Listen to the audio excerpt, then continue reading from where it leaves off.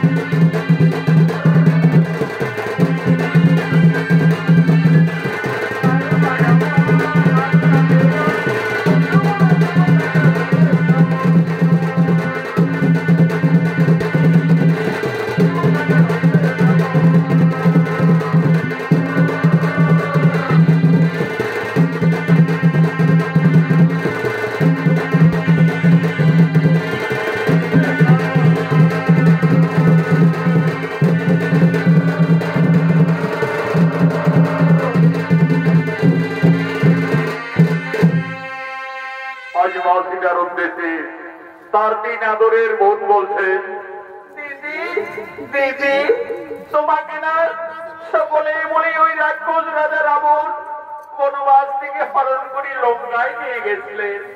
দিদি সকলে বলে ওই রাক্ষস রাবণের নাকি 10টি ভয়ঙ্কর মাথা ছিল, 20টি হাত ছিল। দিদি বলো না সেই রাক্ষস রাবণ দেখতে কতই ভয়ঙ্কর ছিলেন।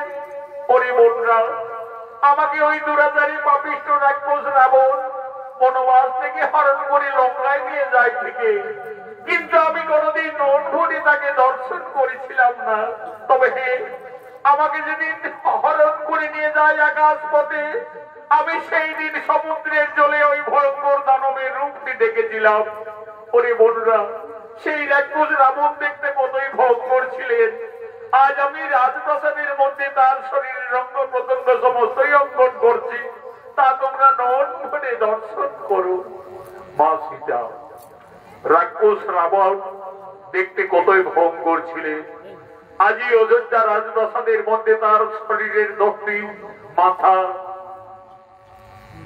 20টি হাত, শরীরের অঙ্গ প্রত্যঙ্গ একের পর এক অঙ্কন করতে লাগলেন। সেই সময় মা সীতা 5 মাসের গর্ভবতী ছিলেন। মা সীতার নয়নে নিদ্রার আকর্ষণ জেগে উঠল। সেই রাক্ষস রাবণের ছবি অঙ্কন করতে করতে মা জানকী সেই স্থানেই নিদ্রা যাপন করিলেন। দিদি দিদি, ওই দেখো আমাদের সীতা দেবী রাক্ষস রাবণের ছবি অঙ্কন করতে করতে নিদ্রান্বিত হয়ে গেলেন। আমাদের সীতা দেবী 5 মাসের গর্ভবতী, তার বিশ্রামের খুবই প্রয়োজন। চলো দিদি, ততক্ষণে আমরা রাজপ্রাসাদে যাই।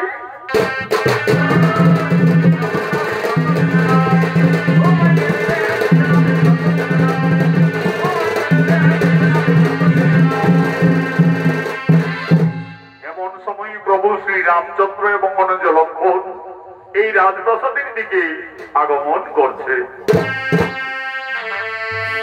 রাজার বেটা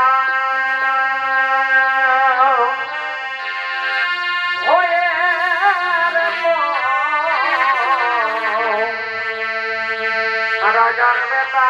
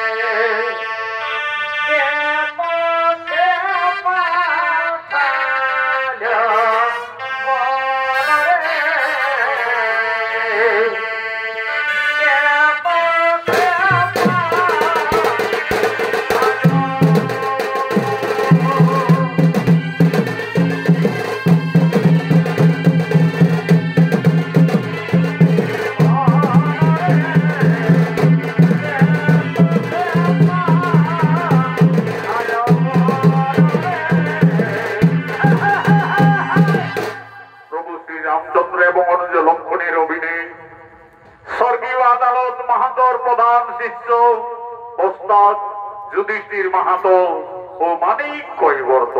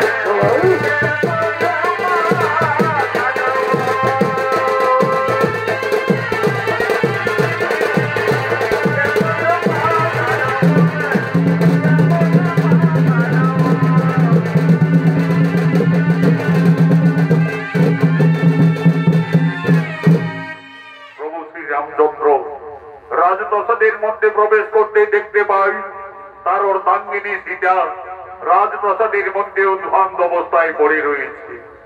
কি আমার সীতা ওইভাবে রাজপ্রাসাদের মধ্যে পড়ে রয়েছে কেন? প্রভু শ্রী রামচন্দ্র এগিয়ে এসে দেখলেন রাক্ষস রাজা রাবণের ছবি অঙ্কন করে তার উপরে তার স্ত্রী নিদ্রা যাপন করে রয়েছে। সীতা ওইভাবে লঙ্কেশ্বর রাবণের ছবি অঙ্কন করে রাজপ্রাসাদের মধ্যে অবগাহন করে রয়েছে কেন? না না না না না না, তা হতে পারি না, তা হতে পারি না। সীতা কেন রাক্ষস রাবণের উপরে বিরাজমান?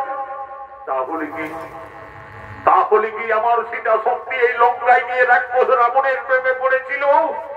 হয়তো সীতা রাবণ রাজাকে কোনো ভুলতে পারেনি যে তার উপরে সীতা এখনো বিরাজমান। না না না না না না, আমার সীতা অসতী, এই সীতা কলঙ্কিনী, যার জন্য আমরা দুই ভাই দিবারাত্রি মনে মনে কেঁদেছি, যার জন্য কালী বালি রাজকে হত্যা করেছি, যার জন্য লক্ষ লক্ষ মানুষ সেনা শক্তি করে রাক্ষসকুল বিনাশ করে যে সীতাকে লঙ্কার থেকে মুক্তি করে অযোধ্যায় ফিরিয়ে এনেছি, আজ সেই সীতা রাবণের এই ছবি অঙ্কন করে রাজপ্রাসাদের মধ্যে নিদ্রা যাপন করছে। না না না না না না না, আমার সীতাও সতী, এই সীতা কলঙ্কিনী। কোথায় ওরে প্রাণের ভাই লক্ষ্মণ?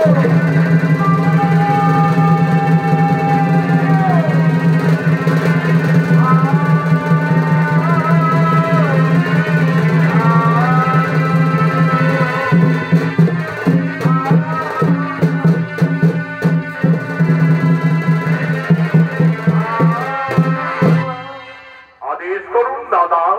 ওরে ভাই লক্ষ্মণ, ওরে আমার প্রাণের ভাই লক্ষ্মণ, ওই দেখো রে ভাই, আমাদের রানী সীতা রাক্ষস রাবণের ছবি অঙ্কন করে রাজপ্রাসাদের মধ্যে অবগাহন করে রয়েছে।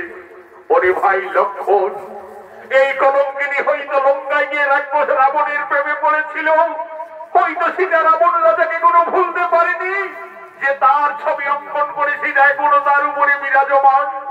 ওরে ভাই লক্ষ্মণ, এই কলঙ্কিনী যদি আমাদের অযোধ্যা নগরে থাকে, তাহলে আমাদের রঘুকুলের বদনাম হয়ে যাবে রে ভাই, আমাদের সূর্য বংশের বদনাম হয়ে যাবে। ওরে প্রাণের ভাই লক্ষ্মণ, এই কলঙ্কিনী সীতার আর আমি মুখ দর্শন করতে চাই না। সূর্য বংশে জন্মমোর পিতামর দশরথ বিখ্যাত জগতে তার পুত্র আমি রঘুনন্দন। যাও কলঙ্কিনীকে দিয়ে নির্বাস।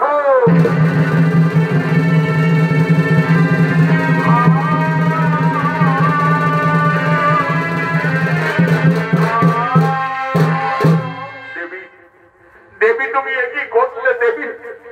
আজ তুমি সূর্য বংশের মান সম্মান সকলে ধুলাই পেটে দিলে। ধীরে ধীরে মা সীতার নিদ্রার আকর্ষণ ভঙ্গ হলো। চোখ মেলে যাইতেই মা জানকী রাজপ্রাসাদের মধ্যে তার দেবর লক্ষ্মণকে দেখতে পায়। লক্ষ্মণ, একই ভাই, তুমি প্রাসাদে? দেবী, তুমি একই করেছো দেবী? তুমি কেন রাক্ষস রাবণের ছবি অঙ্কন করলে আমাদের রাজপ্রাসাদের মধ্যে? তুমি তার উপরে সহন করে নিদ্রা যাপন করতেছিলে। তুমি কি সত্যি এই লঙ্কায় গিয়ে রাক্ষস রাবণকে ভালোবেসেছিলে? তুমি কি রাবণ রাজাকে কোনো ভুলতে পারোনি? না রে ভাই লক্ষ্মণ, আমি ওই আমার উর্মিলা বন্ধের বুঝাবার জন্য এই রাক্ষস রাবণের ছবিটি আমি প্রাসাদের মধ্যে অঙ্কন করেছিলাম। তুমি জানো না দেবী, এই অপরাধে তুমি কলঙ্কিনী, এই অপরাধে তুমি বিচারিণী। এই রাক্ষস রাবণ তোমাকে বনবাস থেকে হরণ করে লঙ্কায় নিয়ে যায়, সেই রাবণের ছবি অঙ্কন করে তুমি ভুল করেছো, অপরাধ করেছো। প্রভু শ্রী রামচন্দ্র আর কোনদিন তোমার মুখ দর্শন করবে না। আমায় আদেশ দিয়ে গেলেন, এই মুহূর্তেই তোমায় দিতে হবে নির্বাসনে।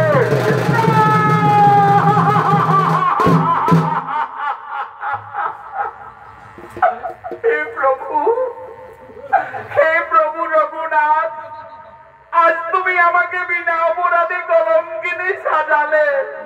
হে স্বামী, তুমি তো সকলের উপস্থিতিতে আমায় অগ্নি পরীক্ষা করিয়েছিলে প্রভু। সবকিছু যেন আজ আমি বিচারিনি। ওরে ভাই লক্ষ্মণ, তোমার দাদা যখন আর আমার মুখ দর্শন করতে চাই না, তাহলে আমার এই অযোধ্যায় থাকার প্রয়োজন হবে না রে ভাই। চলো ভাই, তুমি আমায় দিয়ে এসো নির্বাসনে।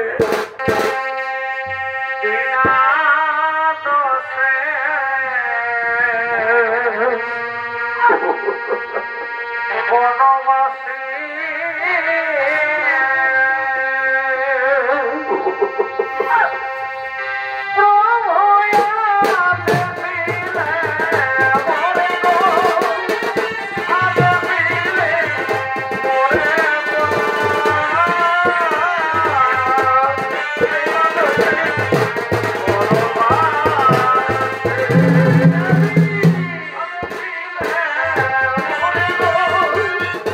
রামচন্দ্র মা সীতাকে কলঙ্কিনী ভাবে বনবাসের আদেশ দেয়। সেই আদেশ পালন করার জন্য তার ভাই লক্ষ্মণ আজ মা সীতাকে বনবাসে নিয়ে যাচ্ছে। আগে আগে চলেছে লক্ষ্মণ। আজ মনের দুঃখে মা সীতাকে দেখে বনবাসে যাচ্ছে। বন ভবন বেরিয়ে ঘোর কাননে প্রবেশ করেছে লক্ষ্মণ। আজ লক্ষ্মণ বলছে, দেবী গো, দেখো দেবী, আমরা তো বনবাসীর যথার্থ জায়গায় উপস্থিত হয়ে গেছি দেবী। তুমি তোমার বনবাস জীবনে এই কাননেই কাটাবে দেবী। তুমি আমাকে অযোধ্যায় ফিরে যাওয়ার অনুমতি দাও দেবী। হবে? আমি কিভাবে একটি পঞ্চমাসের গর্ভবতী নারীকে একা মনের মধ্যে ছেড়ে যাব? তুমি আমায় ক্ষমা করে দাও দেবী, আমায় তুমি ক্ষমা করে দাও। যে জানকীর জন্য আমি 12 বছর অনাহারী ছিলাম, যে জানকীর জন্য আমি শক্তিশাল মান মুখে ধারণ করেছি, আর সেই জানকীকে আমায় নির্বাসনে দিয়ে যেতে হবে। আমায় তুমি ক্ষমা করে দাও দেবী, ক্ষমা করে দাও। ওরে ভাই লক্ষ্মণ, তুমি তো তোমার দাদার আদেশ পালন করেছিলে ভাই। তুমি ফিরে যাবে অযোধ্যা নগরে। তোমার দাদা আমাকে বিয়ের সময় দিয়েছিলেন আমার গলার মুক্তার হার, কানের দুল, পায়ের নকুল। আমার এই বনবাসে অলঙ্কারের প্রয়োজন হবে না রে ভাই। এই অলঙ্কার গুলি ফিরে নিয়ে যাও তুমি অযোধ্যা নগরে। তোমার দাদার অপরাধের কাছে দিয়ে বলবে, দাদা তোমার আদেশ পালন করেছি।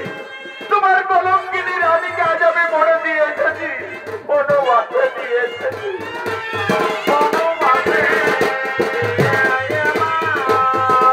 প্রভু রামচন্দ্র বিয়ের সময় যে অলঙ্কার দিয়েছিলেন, আজ মনের দুঃখে মা জানকী বনবাসে কেঁদে কেঁদে গলার মুক্তার হাত, কানের দুল, পায়ের নকুল একের পরে লক্ষ্মণের হাতে তুলে দিলেন। আজ মা সীতা কাঁদছেন আর কেঁদে কেঁদে বলছেন, ওরে ভাই লক্ষ্মণ, এই সমস্ত অলঙ্কার নিয়ে তুমি ফিরে যাবে অযোধ্যায়।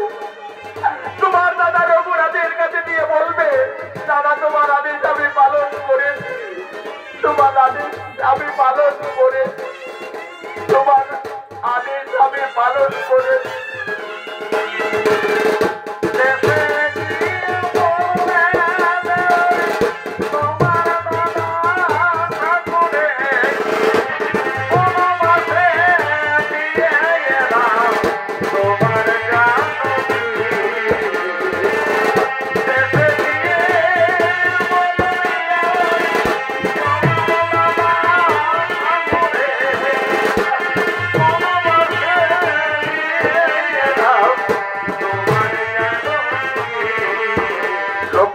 চলে গেলেন অযোধ্যা নগরী। আজ মা সীতা সংসার হারা, জনম দক্ষিণী বনবাসিনী। আজ মা জানকী মনে মনে কাঁদছেন, তার নয়নের ধারা অবিরত বইছে। আজ মা সীতা কাঁদছেন, কেঁদে কেঁদে মনের দুঃখে বলছেন, হে বিধাতা, এখন আমি কি করি? আমি কোথায় যাব? এই বনবাসে আমি কি খাবো? না না না না না, আমি আর কোথাও যাব না। আমার বাঁচার চেয়ে আমার প্রাণ ত্যাগ করাই ভালো হবে, আমার প্রাণ ত্যাগ করাই ভালো হবে। হে প্রভু রঘুনাথ, তুমি শুধু যুগে যুগে আমাকে কাঁদিয়েই চলেছো প্রভু। আমার এই নারী জনম দুঃখের জীবন যুগে যুগে আমায় শুধু কেঁদেই যেতে হলো প্রভু, শুধু কেঁদেই যেতে হলো। চারি যুগে আমি বড় মন্দ ভাগিনী, চারি যুগে আমি বড় মন্দ ভাগিনী। কেঁদে কেঁদে দিন কেটেছে এমনি হতো ভাগিনী, কেঁদে কেঁদে দিন কেটেছে এমনি হতো ভাগিনী। চারি যুগে আমি বড় মন্দ, চারি যুগে আমি বড় মন্দ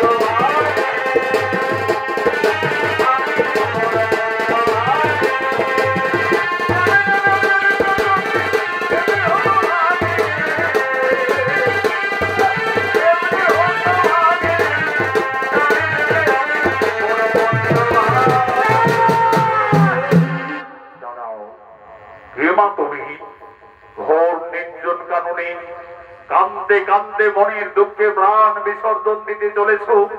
তুমি জানো না নারী, মানব জীবনী আত্মহত্যা মহাপাপ। বাবা, আমার বেঁচে থেকে কিছু লাভ হবে না যোগী বাবা। আমার স্বামী আমাকে বিনা অপরাধে কলঙ্কিনী ভেবে আমাকে বনবাসে দিয়েছে বাবা।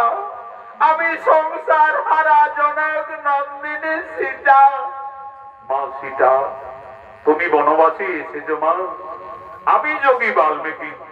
আমি জানতাম মা জানকী, একদিন না একদিন তোমাকে বনবাসে আসতেই হবে। মা সীতা, তুমি কেঁদো না মা। বিধির বিধান কেউ লঙ্ঘন করতে পারে না মা। বিধির বিধান কেউ লঙ্ঘন করতে পারে না। মা সীতা, তোমার বনবাস জীবন কাটিবার জন্য আমি এই তপবনে পূর্বেই একটি সুন্দর পাতার কুটির নির্মাণ করে রেখেছি। চলো মা জানকী, তুমি না কেঁদে না ভেবে তোমার বনবাস জীবন ওই পাতার কুটিরেই কাটাবে। চলো।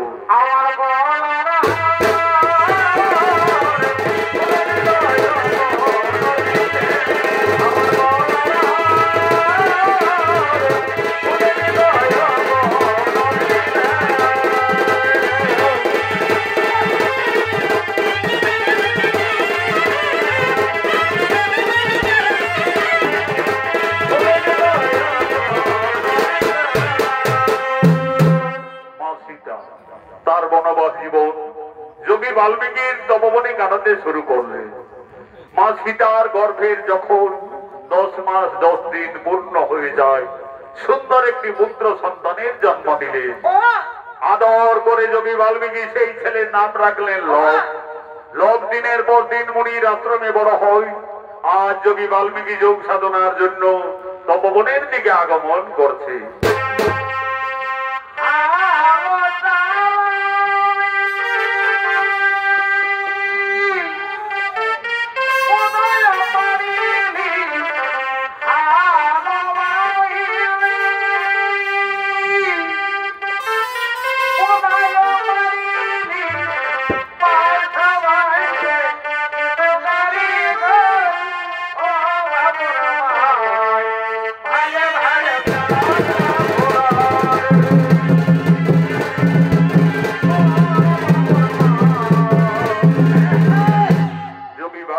অভিনয় নৃত্যশিল্পী রঞ্জিত মাহলি।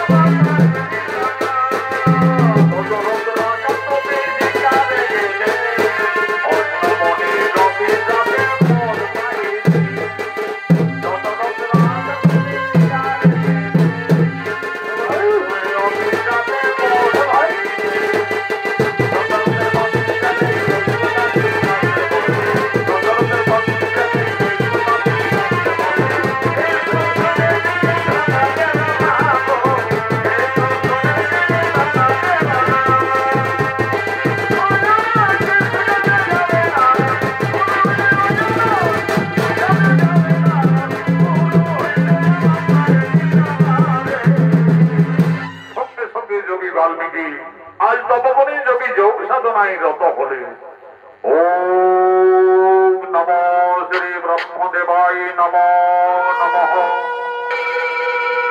ওম নমো শ্রী ব্রহ্মদেবায় নমো নমঃ।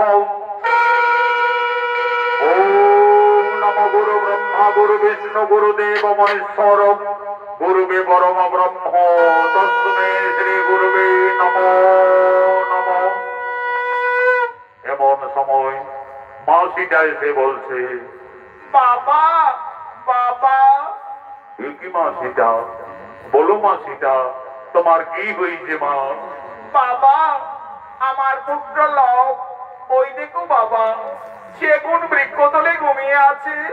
বাবা, আমি ততক্ষণে ওই সরোবর থেকে স্নান সেরে জল নিয়ে ফিরে আসছি বাবা। দেখো মাসিটা, তুমি স্নানে যাবে চলে যাও, কিন্তু দেরি করো না মা, কারণ তোমার পুত্র লোক ছোট্ট বালক, সেগুন ঘুমিয়ে রয়েছে থাক, আমি এই ঘনে গানে ধ্যানে রয়েছি। যাও মা, তুমি আর বিলম্ব না করে তাড়াতাড়ি স্নান সেরে জল নিয়ে ফিরে আসবে, যাও।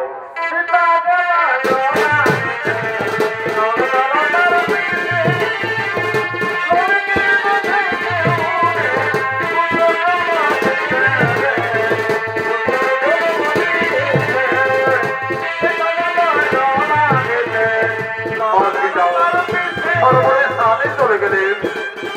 এমন সময় লবের ঘুম ভেঙে যায়, লোক তার মায়ের পিছনে ছুটে ছুটে চলে গেলেন সরোবরের দিকে।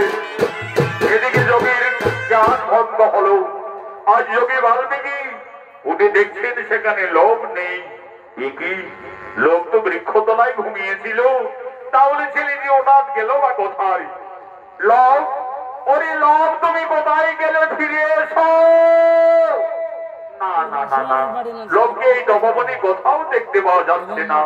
তাহলে কি ওই বাগানের দিকে ফল খেতে গেল নাকি রে বাবা? ছোট্ট বালক গাছ থেকে পড়ে যাবে।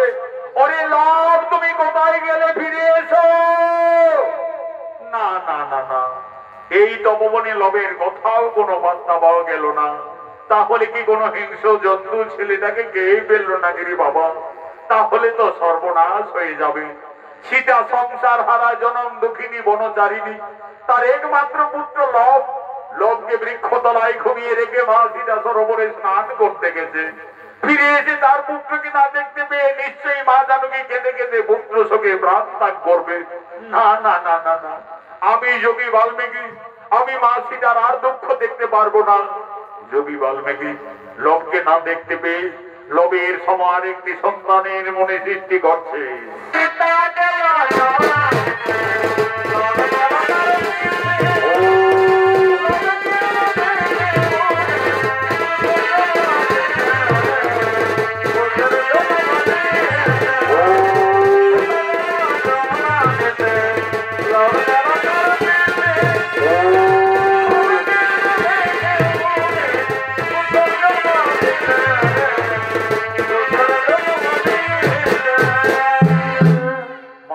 সরোবরের দিকে স্নান করে ফিরে এসে দেখছে লোভের মতো আরেকটি ছেলে সেই বৃক্ষ তলায় ঘুমিয়ে আছে।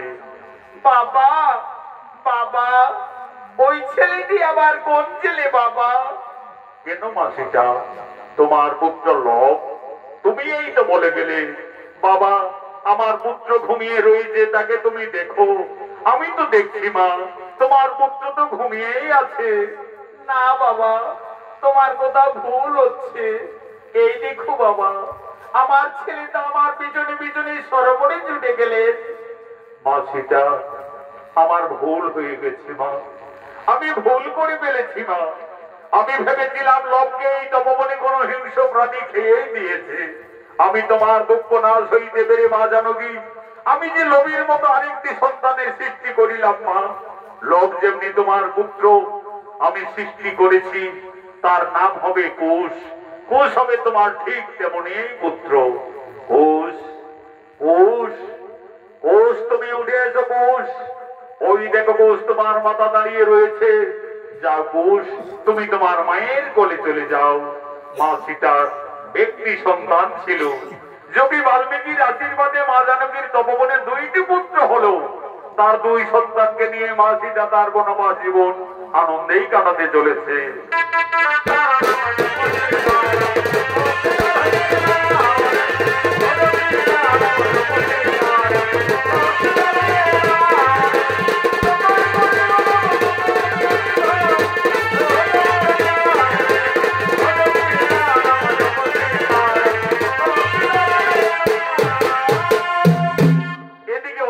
মহারাজ প্রভু শ্রী রামচন্দ্র অশ্বমেধ যজ্ঞের আয়োজন করেছে। যজ্ঞ সভায় কুলগুরু বৈশিষ্ট্য রাজা রামচন্দ্র ভরত লক্ষ্মণ শত্রুঘ্ন সকলেই আগমন করছে।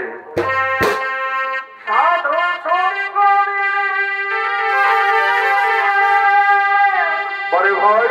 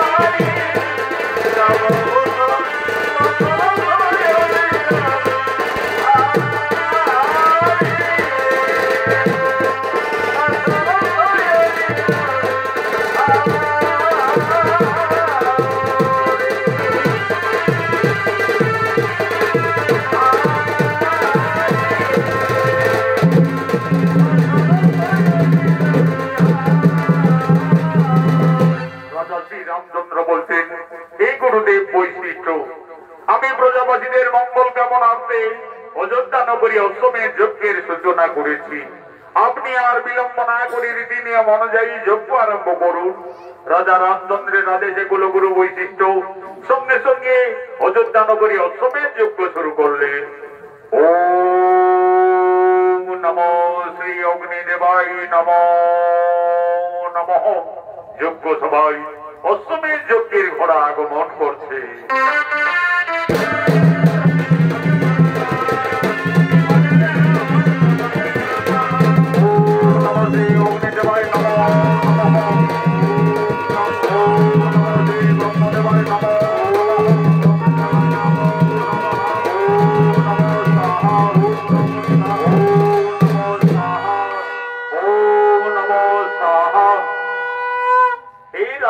রামচন্দ্র আমাদের অশ্বমেধ যজ্ঞ প্রায় সমাপনের মুখে।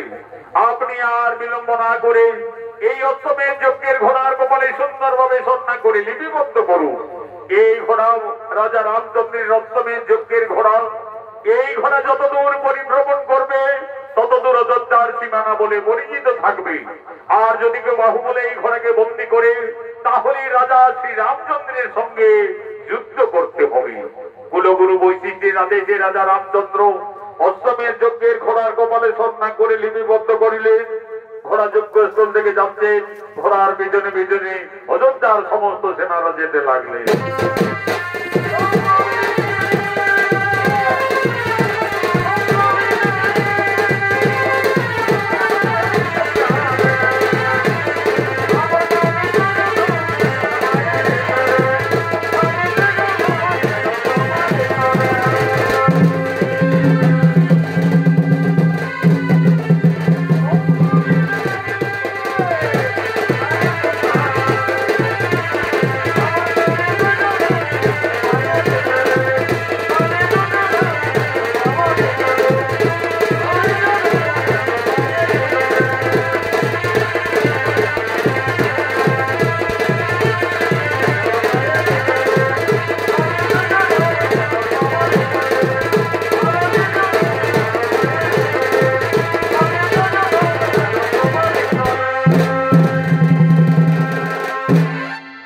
মা সীতার দুই সন্তান লব কুশ।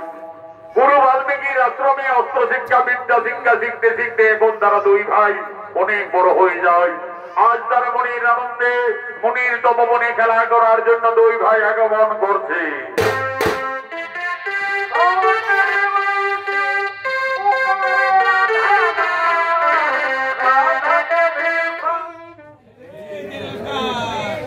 করার জন্য আগমন করছে।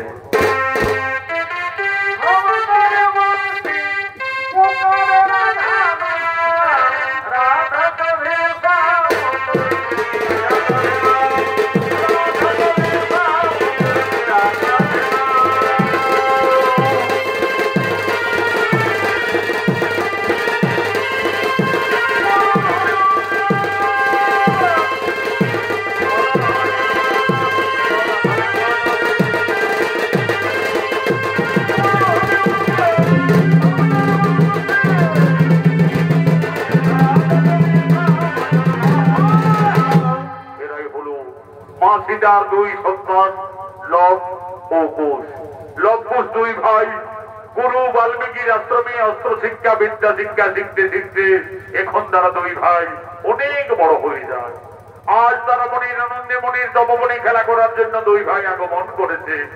এই লব কুশির অভিনয় আপনাদের মহান মঞ্চে নৃত্য পরিবেশন করে দেখাবেন বিহার, বেঙ্গল, ঝাড়খণ্ড আন্দোলন সৃষ্টিকারী পুরুলিয়া জেলার জঙ্গলমহল মেডেল প্রাপ্ত তরুণ শিল্পী আকাশ চন্দ্র মাহাতো, মঙ্গল চন্দ্র মাহাতো।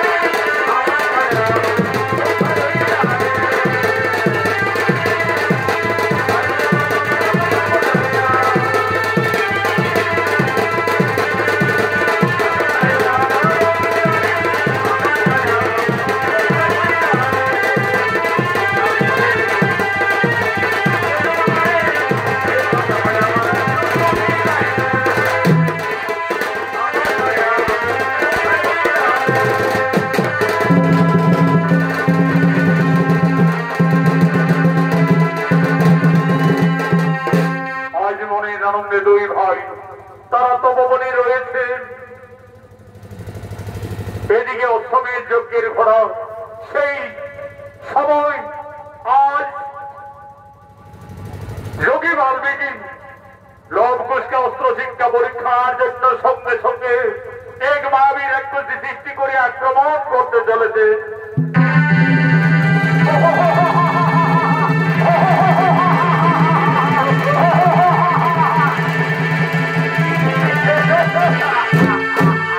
ওরে ভাই বোন, ওই দেখো ভাই একটি ভয়ঙ্কর রাক্ষসী এই নবমনের দিকে ছুটে আসছে। চলো ভাই ততক্ষণে আমরা কুটিরে পালিয়ে যাই। না দাদা, আমরা কুটিরে পালাতে যাবো কেন? আমাদের তো গুরুদেব যোগী বাল্মীকি অস্ত্র শিক্ষা শিখেছে। চলো না দাদা, আচ্ছা এই অস্ত্র মানে ওই রাক্ষসীকে আমরা বিনাশ করে দেব। তবে তাই চলো ভাই, তাই চলো। এই রাক্ষসী এই তপবনে আর এক পাও এগিয়ে এলে আজ তোকে আমরা সকলে বিনাশ করবো। এ তো সাহস তোদের ওটি যোগী ভালো, আজ আমি তোদের তপবনে খেয়ে ফেলবো।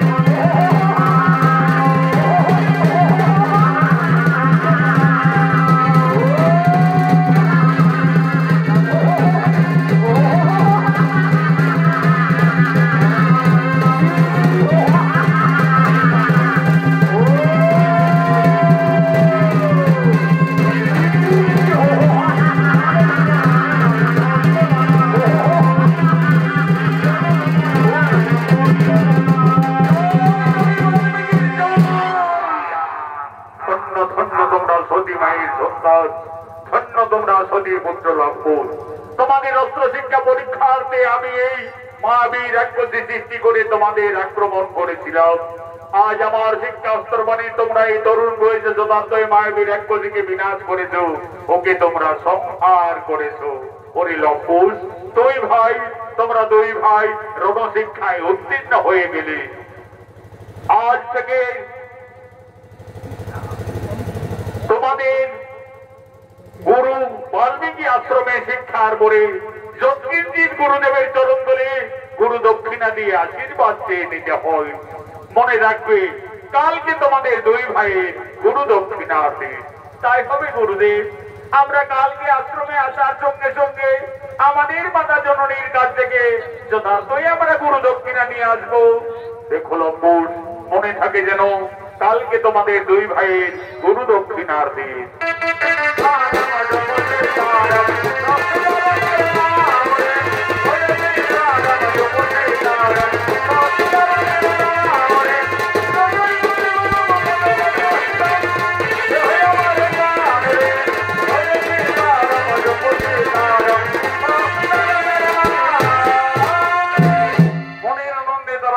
চলে গেলেন কুটিরে।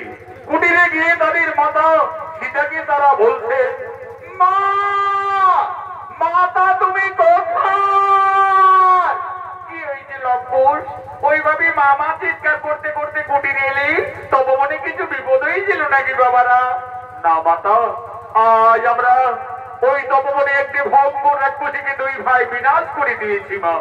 আমাদের গুরুদেব যোগী বাল্মীকি বলেছেন আমরা অস্ত্র শিক্ষায় সফল হয়ে গেছি মা। আমাদের আশ্রমে বিদ্যা শিক্ষা অস্ত্র শিক্ষা সকলেই সম্পন্ন।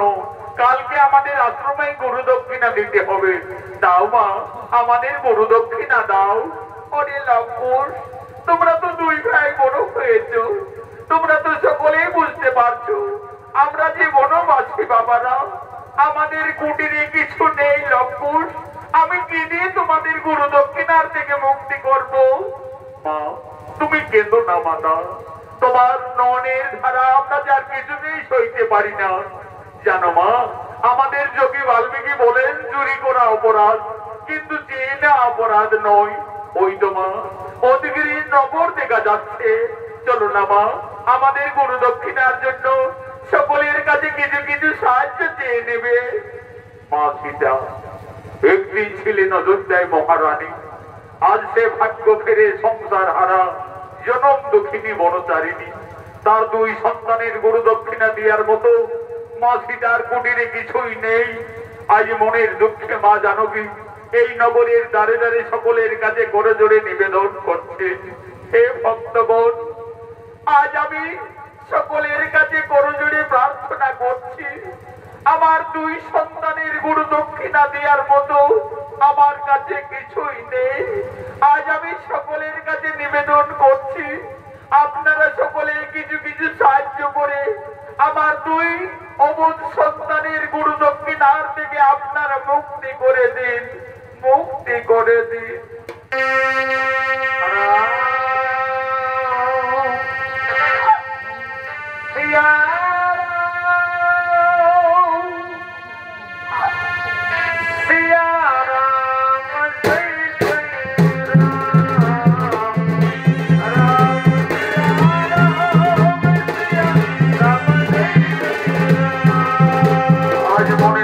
মা জানকী তার দুই সন্তান লব ঘোষের গুরু দক্ষিণার জন্য নগরে নগরে দাঁড়ে দাঁড়িয়ে মা সীতা ভিক্ষা করতে লাগলে, সকলের কাছে মা সীতা সাহায্য চাইতে লাগলে।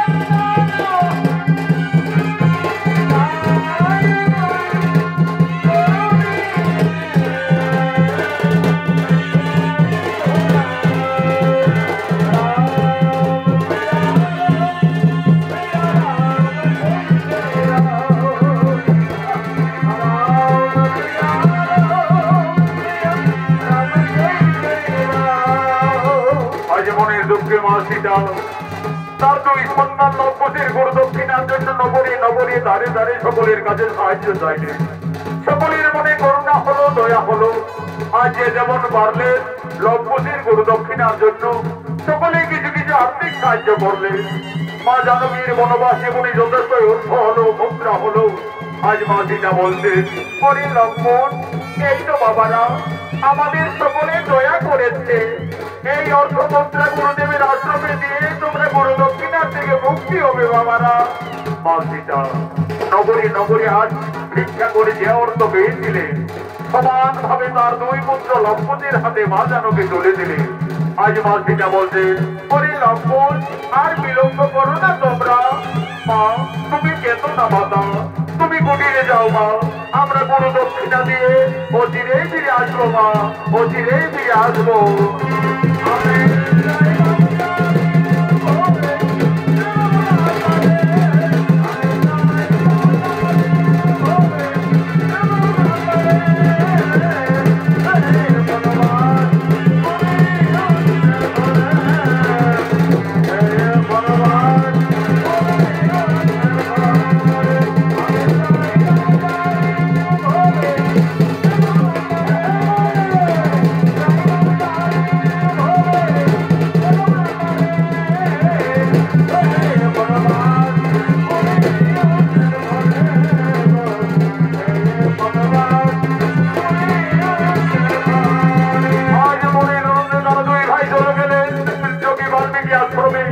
আজ বড় জোরে প্রণাম আমাদের গুরু দক্ষিণা নিয়ে এসেছি। এই সামান্য অর্থ মুদ্রা নিয়ে আমাদের আশীর্বাদ করো, আমাদের গুরু দক্ষিণা থেকে মুক্তি করে দাও। ধন্য ধন্য তোমরা সতী মায়ের সন্তান, ধন্য তোমরা সতী পুত্র লক্ষ্মণ। আজ আমি আনন্দিত, আমি গর্বিত। আমি তোমাদের পূর্ণ আশীর্বাদ করবো। তোমরা আরো শক্তিশালী হবে, আরো ভয়ঙ্কর যোদ্ধা হবে। এই নাম গুরুদেব, এই নাম আমাদের গুরু দক্ষিণা। ওরে লক্ষ্মণ, আমাকে যে বিশেষ কাজের জন্য কয়েকদিনের মতো এই তপবন থেকে কপিল মুনির আশ্রমে গঙ্গা সাগরে যেতে হবে। তাই আমি এই তপবনে ফিরে আসা না পর্যন্ত তোমাদের দুই ভাইয়ের হাতে এই তপবন রক্ষার দায়িত্ব ভার দিয়ে যাচ্ছি। আমার আদেশ তোমরা পালন করবে। আমি যেন ফিরে এসে এই তপবনের কিছু ক্ষতি না দেখতে পাই, তাই হবে যোগীগণ। আমরা দুই ভাই এই তপবনকে রক্ষা করে যাব। এই তপবনের আমরা কিছু ক্ষতি হতে দেব না। তাহলে লক্ষ্মণ, আমি যাই গঙ্গা সাগরে কপিল মুনির আশ্রমে।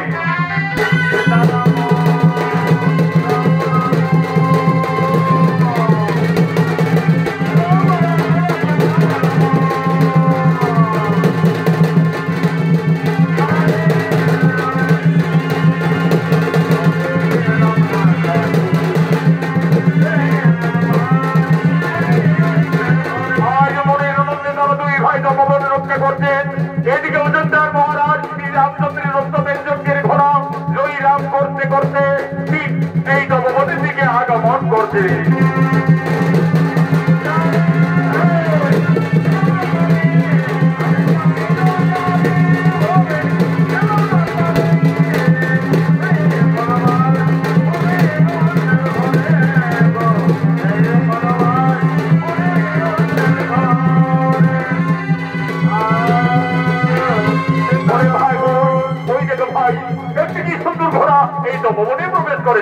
দাদা, মস্ত বড় ঘোড়া দাদা, আমার ঘোড়ার পিঠে যাবার খুব ইচ্ছে করে দাদা।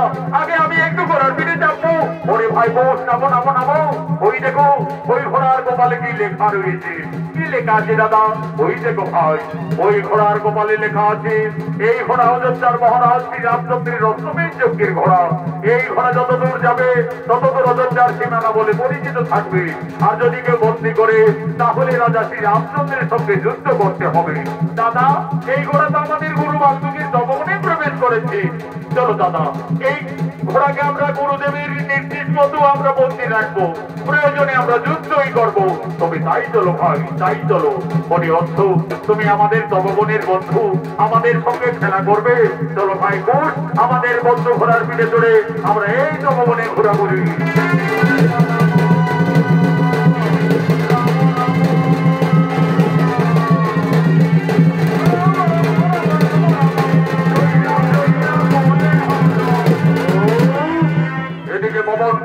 হনুমান এসে বলছেন, এই মূর্খ বালকগণ, সামান্য ঋষি বালক হয়ে আমার প্রভু শ্রী রামচন্দ্রের রক্তকে তোমরা বন্দী করিলে এই তপবনে তোমাদের আত্ম পরিচয় কি?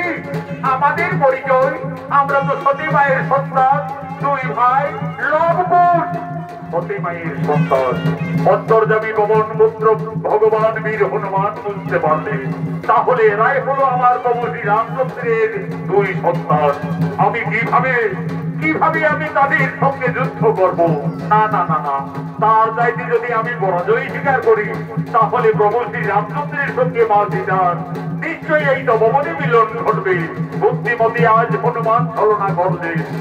এই বালকগণ, এই ঘোড়াকে না ছাড়লে এই গোদার আঘাতে তোমাদের শেষ করে দেবো। কি হনুমান, তুমি আমাদের ভয় দেখাবে? চলে এসো, দেখি কার বাহুতে কত শক্তি আছে।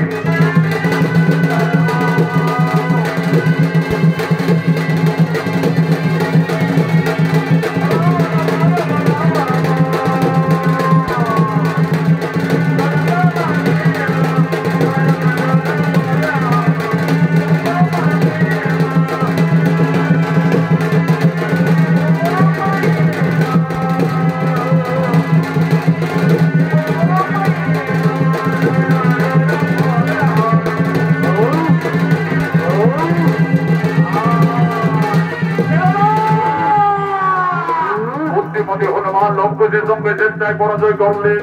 আজ স্বীকার করিলেন, হনুমানকে বন্দী করলেন তপবনের বৃক্ষডালে। এমন সময় উপস্থিত হয়ে যায় ভরত ও শত্রুঘ্ন। এই বালকগণ, আমাদের অস্ত্রকে তোমরা এই তপবনে বন্দী রেখেছো কেন? মুক্তি না দিলে আমাদের সঙ্গে যুদ্ধ করতে হবে। হ্যাঁ হ্যাঁ, আমরা যুদ্ধের জন্য প্রস্তুত রয়েছি। চলে এসো, দেখি কার বাহুতে কত শক্তি আছে।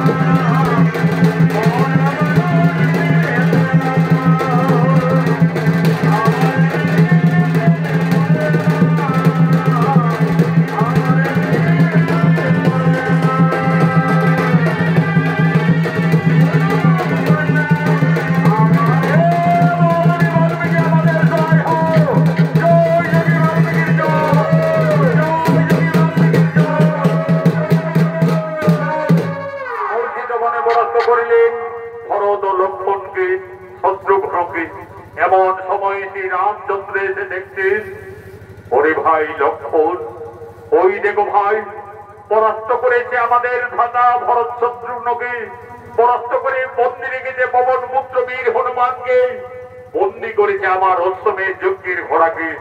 কেমন দুই ঋষি ভালো এ বাবা তোমরা? আমরা দুই ঋষি বাল্মীকি শিষ্য, আমরা লবকুশ।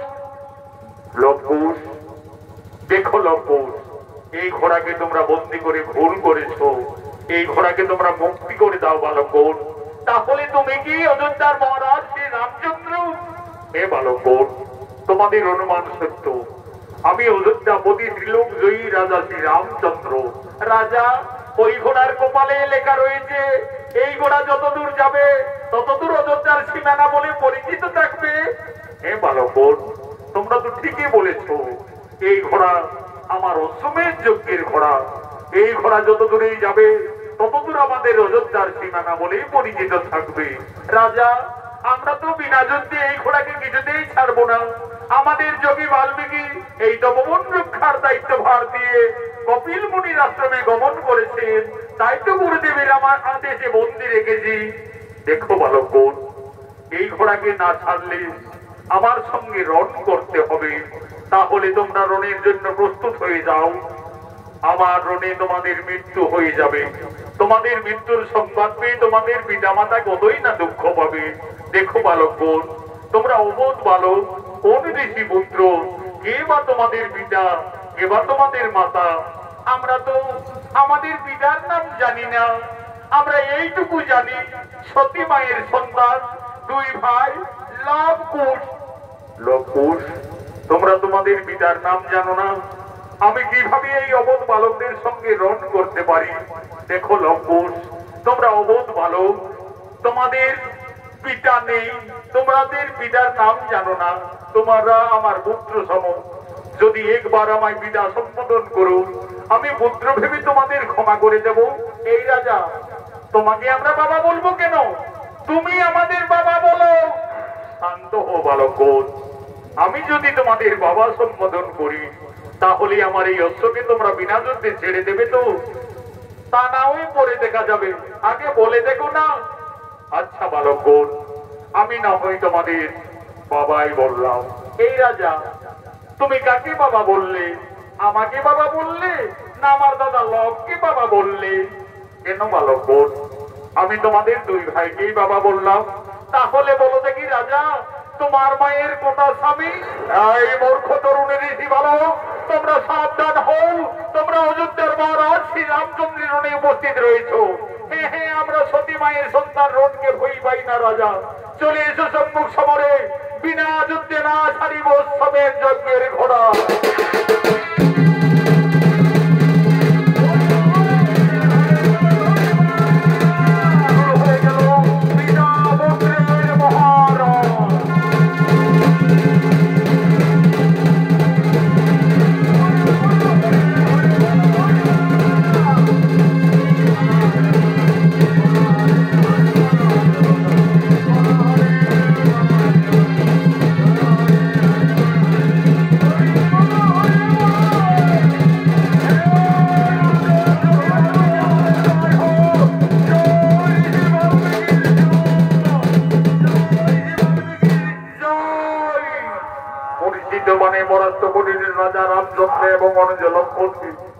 এমন সময় যোগী বাল্মীকি কপিল মুনির আশ্রম থেকে তপবনে ফিরে এসে দেখতে লম্বুস সর্বনাশ করে রেখেছে। ওরে লম্বুস, ওরে শিষ্যগণ, কোথায় তোরা? আমার অবর্তমানে এইভাবে তপবনে অত্যাচার কেন? যোগী বল, আমরা তো তোমার আদেশ পালন করে চলেছি। তোমার আদেশ পালন করতে গিয়ে এই রাজাদের, সমস্ত রাজাদের আমরা যুদ্ধে পরাস্ত করে রেখেছি। ঋষি দাদু, আমরা একটি হনুমানকে পরাস্ত করে বন্দি করে রেখেছি। ওরে তোরা আবার হনুমান নাকি? কোথায় হনুমান বন্দি রেখেছ? ওই দেখো ঋষি দাদু, ওই তো পবনের বৃক্ষ ডালে। ওরে বাবাজি, এই যে আবার পবন পুত্র বীর হনুমান রে বাবা, এই হনুমানের সঙ্গে তোমরা দুই ভাই ঝগড়া করেছো। ওরে লম্বুস, এই রাজাদের না জেনে না শুনে কেন তাদের উপরে আঘাত করিলে? যা যা যা যা যা, তোদের মাতা সীতাকে তোরা তাড়াতাড়ি তপবনে ডেকে নিয়ে আয়। তোদের মাতায় বলবে ওই রাজার সঙ্গে তোমাদের পরিচয় কি। মা, তুমি তাড়াতাড়ি তপবনে এসো মাতা। তপবনে কি হয়েছে বাবারা? মা, আজ আমরা যুদ্ধে জয়ী হয়ে গেছি মা। একটি জাত হনুমানকে পরাস্ত করে বন্দি রেখেছি মাতা। ওই লম্বুস, কোথায় তোমরা হনুমান বন্দি রাখিলে বাবারা? ওই দেখো মা, ওই তপবনের বৃক্ষ ডালে। ওরে লম্বুস, এই যে পবন পুত্র বীর হনুমান, এই হনুমানকে তোমরা কেন বন্দি রেখেছো বাবারা? এই হনুমান একদিন আমার মান রেখেছে। ওই হনুমান আমার জন্য লঙ্কায় কতই না দুঃখ পেয়েছে। দে বাবারা, তোরা হনুমানকে ছেড়ে দে। মা সীতা, ওদিকে তো বৃক্ষ ডালে তুমি হনুমানকেই দেখেছো, আর এই দিকে তাকিয়ে দেখো মা, তোমার সন্তানরা, তোমার স্বামী, তোমার দেবরদের সকলকেই রণে জর্জরিত করে রেখেছে। আরে লম্বুস, এ তোরা কি করিলি বাবারা? তোরা কাদের সঙ্গে রণ করেছ, যুদ্ধ করেছ? তোরা তো সকলেই সর্বনাশ করে দিলে লম্বুস। আবার হাতের শাখা, সীতার সিঁদুর আজি তপবনে সকলে মুছে দিলে বাবারা। বাবা, আমি আমার বনবাস জীবনে তোমার কাছে কোনোদিনই কিছু চাইনি বাবা। আজ আমার দুই অমুক সন্তানকে ক্ষমা করে আমার স্বামী এবং দেবরগণকে পুনরায় জীবিত করে দাও বাবা, পুনরায় জীবিত করে দাও। মা সীতা, তুমি কেঁদো না মা, তারা কেউ মারা যায়নি মা। লম্বুসের রণে পরাস্ত হয়ে সকলে গান হারা অবস্থায় পড়ে রয়েছে। আমি এক্ষুনি কমণ্ডলে জল ভরে সকলের গান পুনরায় ফিরিয়ে দেব। ওম নমঃ সাহা, ওঠো রাজা শ্রী রামচন্দ্র। ওম নমঃ সাহা, উঠো বীর অনন্ত লক্ষণ। ওম নমঃ সাহা, উঠো বীর ভরত কুমার। ওম নমঃ সাহা, উঠো শত্রুঘ্ন।